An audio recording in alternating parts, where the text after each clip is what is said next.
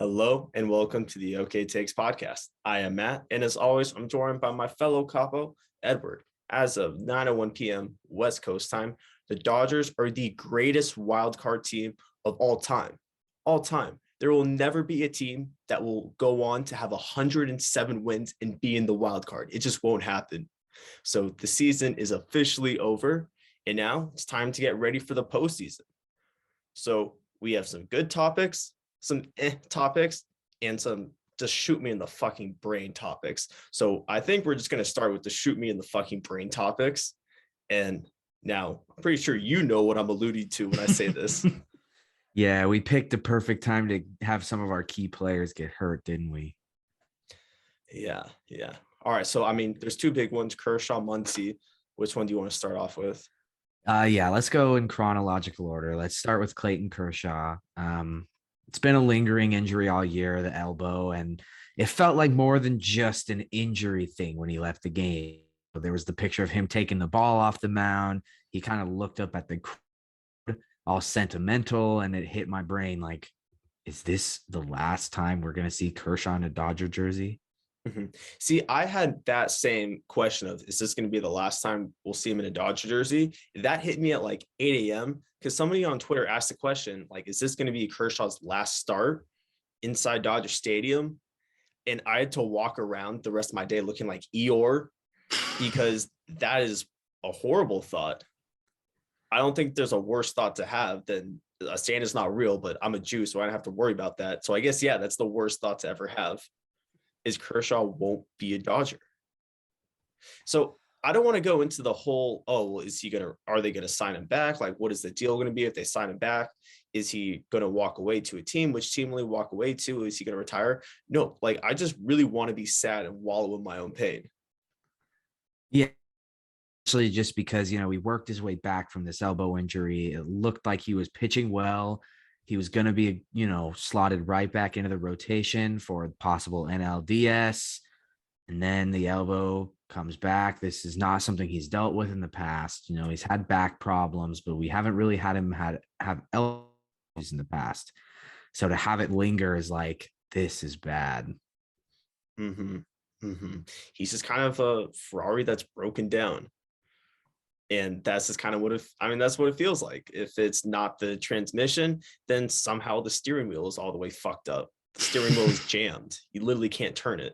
So, yeah, but the part that just kind of gets me is him walking off the mound with the ball in his hand. And now, granted, it just doesn't feel the same because we have to add on top that he didn't even finish 2 innings. He only went 1 2/3. So you walk away with the start like that with the ball in your hand, and as a fan you're like, so why is that the only time we've ever seen him do it? It felt like a punch in the gut. I don't know if that's how it felt to you. I saw a lot of people on Twitter comparing it to the night Kobe tore his Achilles against the Warriors, where it was kind of like that moment of, this LA icon has officially been caught by Father Time. It's what it felt like. And for Kershaw, it's more of like, yeah, he's old and yeah, he's getting hurt. And so that means the Dodgers are going to let him go. Not whereas Kobe, it was like, this is like the end of his career when he tore his Achilles. So it's different, but the same. Yeah, no, it yeah, exactly. It's different, but it's one and the same. So, it sucks. That sucks. I mean, it's just a piece of your childhood is gone, especially for us. Yeah.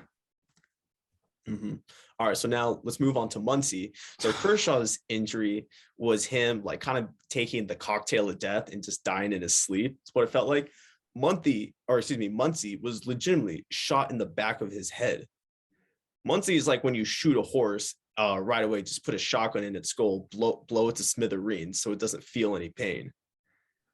Yeah, and I mean, I was surprised. Well, actually, no, I scratched that. Like, no, Muncy is like when you put a shotgun in a horse's brain, but you miss a little bit. You get the brain, you have the bullet scrape the sides of the noggin, so it's gonna die. But now it's just writhing in pain because you didn't know how to shoot a horse in the head correctly. I was surprised when Dave Roberts came out and said it was an elbow. It looked to me like it was his wrist. Are we ready to have is it an elbow or wrist injury debate, even though it changes nothing? No, it changes nothing. I'm just saying it looked the whole way like a wrist injury. And then it was like, oh, left elbow. And I was like, wait, what? Mm-hmm. How? I don't understand how the body works. Now, granted, you're taking advice from somebody who actually has a very extensive career in the medical field. I got a C in anatomy and biology.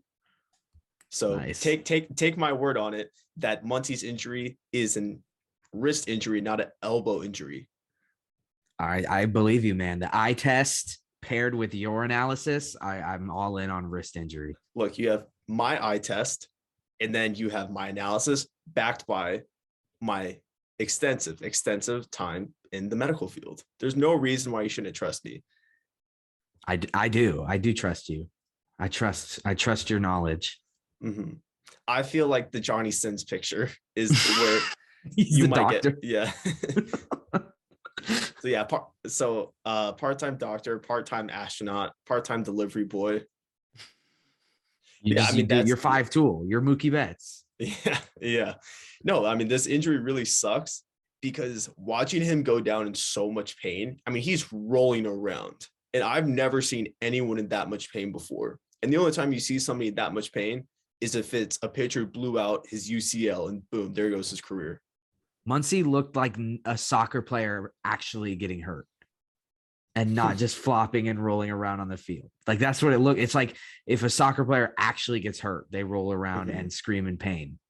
So it was like, it's tough to watch. Yeah. And now we're missing one of the best bats in the lineup. And I thought Muncy was doing a lot better than he actually has past couple games, but I'll ignore that. He really hasn't been that great in September and August, but I will ignore that. I will, credit to me for not bringing up the fact that he's hitting his on base percentage is below 300 for the last 2 months. That's fine. Yeah, it's okay. Credit to me for just ignoring that and not bringing it up. I mean, he hasn't been great lately, but it's like once it hits October, I feel like all of your slumps, all of that just goes away. It's like it's time to lock in now. Mm-hmm. And Muncy's one of those guys that knows how to lock in when it matters. And I know Dave Roberts after the game said, he's not going to appear in the wild card game, but he doesn't want to rule out a down the road postseason return for Muncy. Mm-hmm. So basically what that means is he's out for the postseason. Yeah. He can't just say it right away, but yeah, that's pretty much it. Mm-hmm. So look, do you think that now our chances of winning the World Series are over? Like done? I don't think so, but I think we have a really good excuse. Yeah, we do actually. Our excuse book just got its number one choice. Mm-hmm. Oh, it's very easy. It's the lowest hanging fruit. Anytime, it's the same thing with like people saying the Dodgers ring is a Mickey Mouse ring. The same thing with like, oh, well, why did the Dodgers do anything? It's because Muncy got hurt. It's that quick. But is replacing Muncy with T.O. Albert that much of a drop off? I don't know that it is. Yeah. He has postseason experience. He knows how to get a big hit. Sure, he's not going to have the walks and the plate discipline necessarily, but he knows how to get a big hit. Well, we're counting on Albert from the Cardinals days, but we're not necessarily counting on. I mean, pretty much what you said is, yeah, we've seen him get really big hits, but that's when he's been in a Cardinals uniform. He's gotten big hits for us. Yeah, but as far as like really, really big hits and crucial, I'm talking about like playoffs, big hits. Well, yeah. We haven't had a chance to. No. I just mean just in general, like he's been in this moment before where, well, I guess playoffs. He hasn't been there for the Dodgers, but that's not what I meant at first. What I meant at first was just big hits in general. Okay. He steps up when it matters.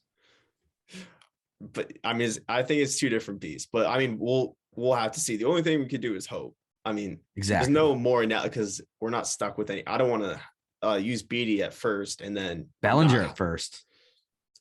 Yeah, we'll have to see. I think he'll still be in the outfield. I'm not sure. I mean, that is a way to get Lux's bat back in the lineup, but you do forfeit some defensive, like you forfeit some good defense in the outfield just to have Bellinger at first. Yeah, I don't know if I want to do that.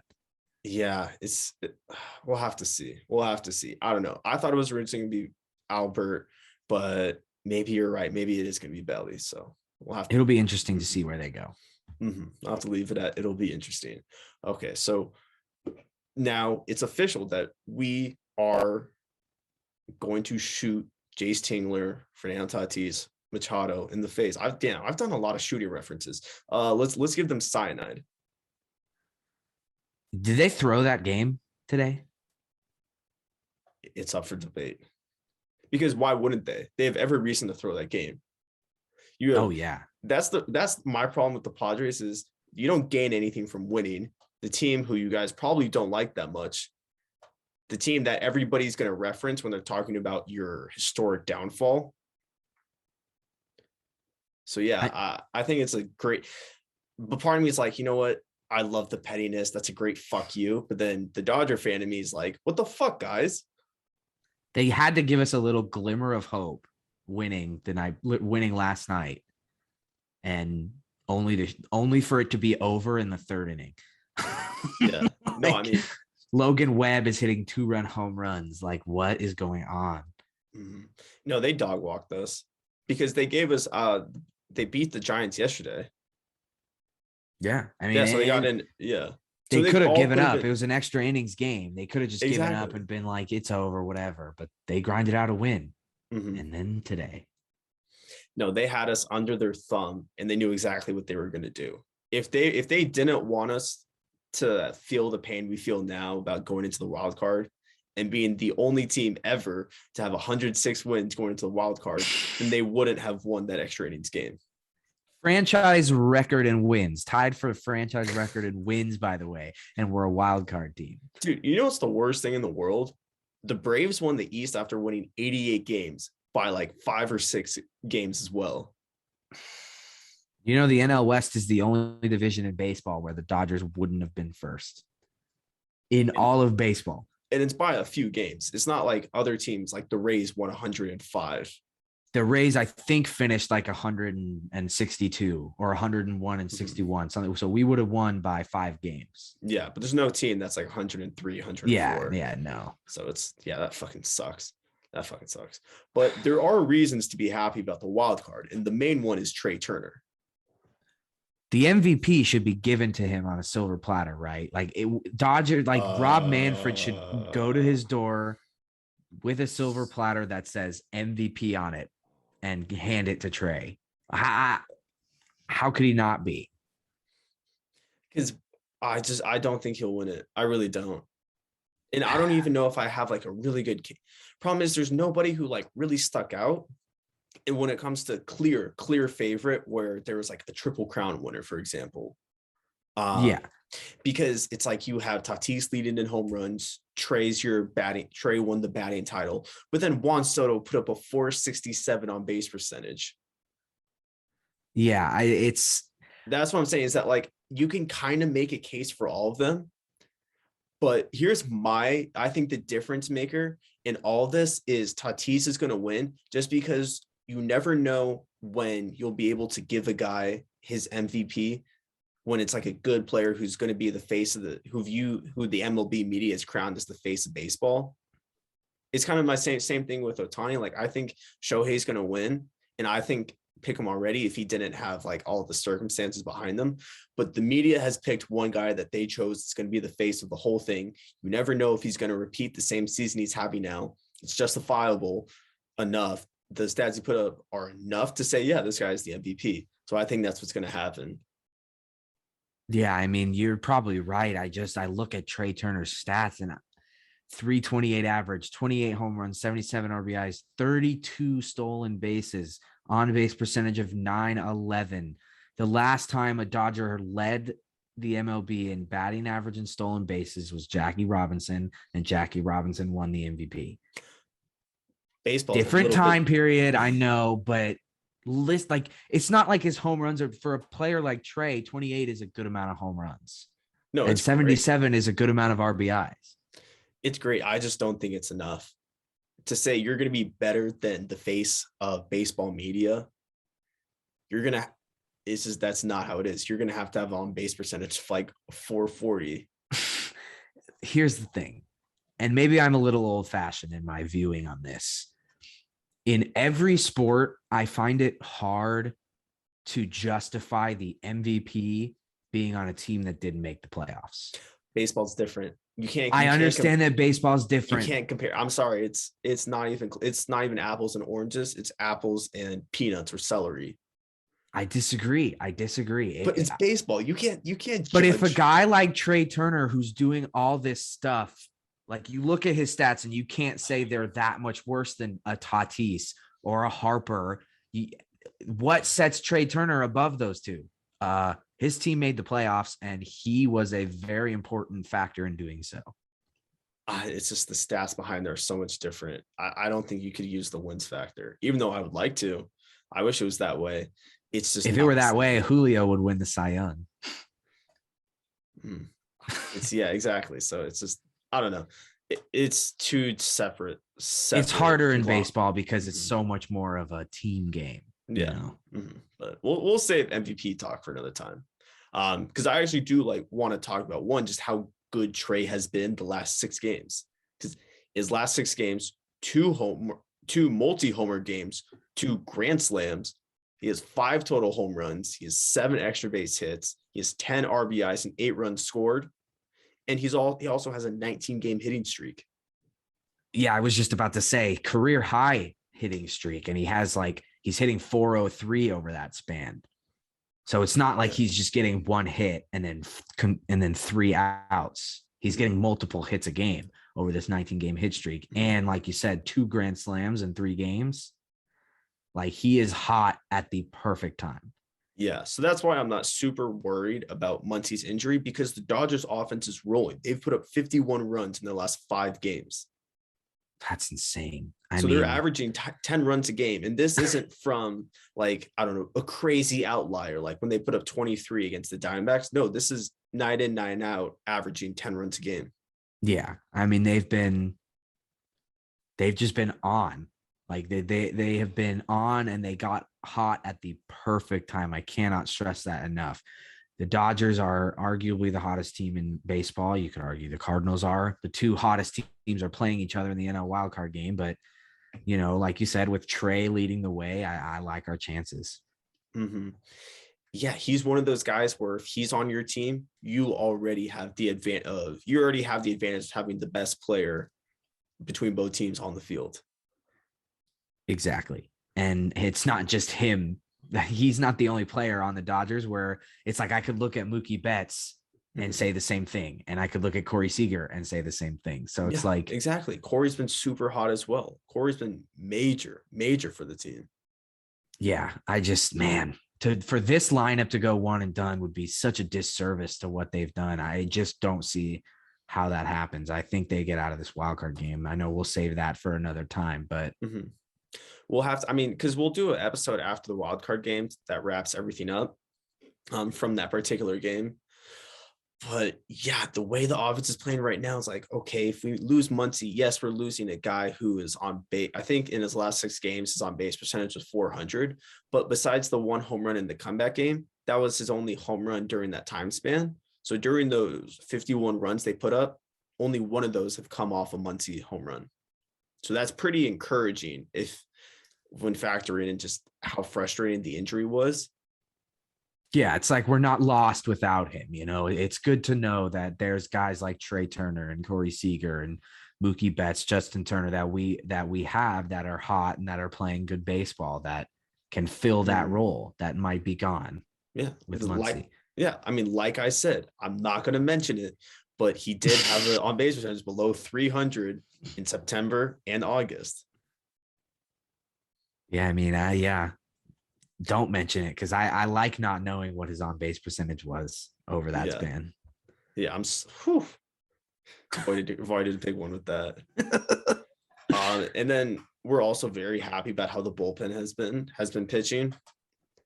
So good stuff. Pretty just positive. What we want. I'm excited to see Philly be in the postseason. I don't know about you. I hope to see him in the postseason. That's where I'm at. I still am afraid of the Cardinals just because of the weird juju they have. It's with a team, if they had that record, the same record they did, but they didn't go on this incredible win streak, then I'll be like, oh yeah, cakewalk. Yeah, But 100%. If they hadn't had this late surge where they won like 19-22 or whatever it was, I would have been like, oh, we'll handle our business. But it's because their surge is happening this late in the season. It's like, why is this game scary all of a sudden? But they did just drop 2 or 3 to the Cubs. So there is that part of it of like, who's hotter? We're actually hotter. Yeah, we're hotter than the hottest team in baseball. Absolutely. Yeah, so that's just where I'm at. I like where Max Scherzer is. Oh, and I don't want to forget about it. Buehler had a great start today. I was just gonna say, really encouraging stuff from Buehler. 11 of his 15 outs were strikeouts today. That's awesome. Yeah, I think I saw it was like the most strikeouts he's had in a game since August 26th. That's crazy. So I feel very good about that. So in my head, I'm like, okay, so if we win the wild card, we win the NLDS, then we'll pretty much win the World Series. Yeah, I think I do agree. I do think the toughest matchups for us are the wild card game and the DS. I genuinely think that. I think if we can get past the Giants, and no one can beat us. But baseball literally makes no sense. Like October baseball makes no sense. No sense at all. So if we have incredible, like if we go 12 innings and win with a walk-off home run by Trea Turner or Mookie against the Cardinals, and then we go play a huge back-to-back toss, blows, throwing back blows with the Giants, come out a 5-game series on top, we'll get swept by the Braves.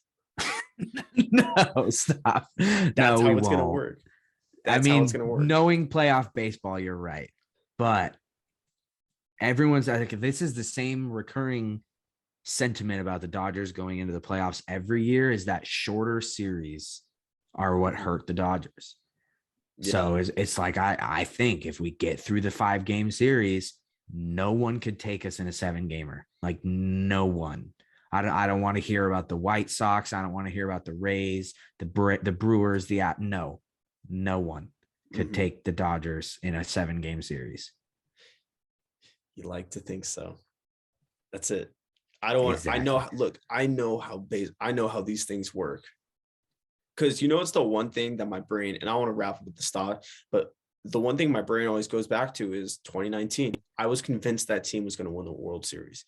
You couldn't tell me there was a better team in baseball, and we lost to the wild card team that went on to win the World Series. So I just base everything from the playoffs hanging forward on that year. But you got to remember, we are the wild card team now. We are that team that's going to, even though, like we said at the top, we are the best wild card team ever. We're an 106-win wild card team. We still are a wild card team, and we still have that bubble over our head of like, we can be that, every year or every so often a wild card team goes all the way. Why not us? Yeah. It's just pick your bubble and run with it. Yep. Yeah. All right. So thank you guys so much for tuning in to episode 35 of OK Takes. If you would like to follow myself on social media, you can find me on Instagram and Twitter at MattWiner20. If you'd like to follow Edward on his social medias, you can find him on Instagram and Twitter at Edward_Vento. But if you have no care, absolutely nothing that we have to say on the good old Twitter and good old Instagram, you can find the OK Takes podcast on Instagram, Twitter, and TikTok at OK Takes Pod. That is OKAY Takes Pod. OKAY Takes Pod. Takes 1 second and would help us tremendously. So thank you guys so much for tuning in to OK Takes, and have a wonderful day.